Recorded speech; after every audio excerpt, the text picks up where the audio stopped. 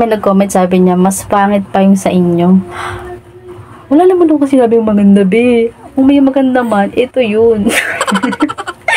Nasabi ko tuloy, hindi, wala talaga akong sinabing maganda doon. Kung may nasakita ka naman na maganda doon, baka ako lang yun. Kasi wala naman ibang maganda doon eh. Ang sabi ko doon, natatandaan ko, pinakamalupit na lang, aesthetic, automatic aesthetic. Diba?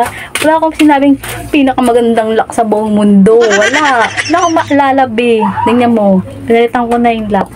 Kasi nung nakaraan, grabe yung blessing na dumating sa amin. Kaya naman, bumili na ako ng lock. Kasi nabasa ko yung comment. Sabi ko, wala. Hindi siya masaya sa lock namin. Kaya papalitan ko na. Para takita ko sa'yo, ha? Wait ka lang.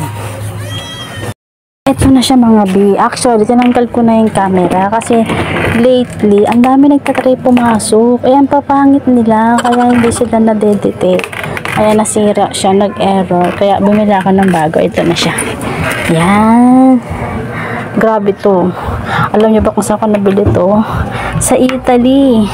Worth 472,000.88. Remainder 2. O, diba? Sobrang mahal yan. Tapos ito pa.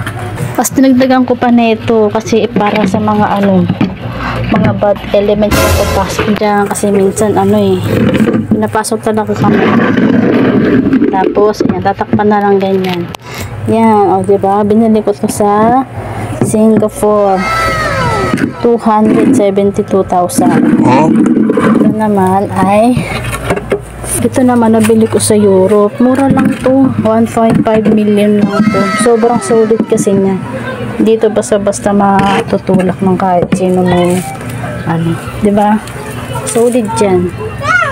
Ba, ang ganda na, bongga na, kasing ganda ko na siya, wala ka nang masasabi niyan.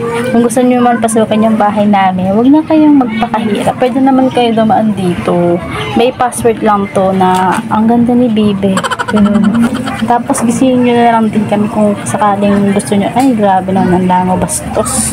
Magpapa-shoutout siguro. Tapos, kung gusto nyo naman kumuha ng aming kayamanan, gisingin nyo na lang kami. Nabibigay talaga kami dito. Marami kami kayamanan dito. Oo. Hindi naman kami madamo. By the way, yung balde pala, pinamigay ko na po siya. Nang nakaraang linggo, nagpatawag po ako ng mahihirap. Sabi ko, pipili ako ng isang tao. Pinaka-deserve ng aesthetic na lock. Tapos, ayan nga, nakapili ako. Tapos, sabi ko, palitan niya na lang ng face unlock. Kasi papaayos daw niya. Gusto niya rin kasi yung camera. Akala ko gusto niya lang yung balde. Kaya, ayun, binigay ko na rin yung face unlock. Tapos, yung balde, papalitan na lang din niya ng voice activation. Ganun. Tapos, alam niyo ba, tuntua siya. Ang sarap pala makatulong, no? Grabe.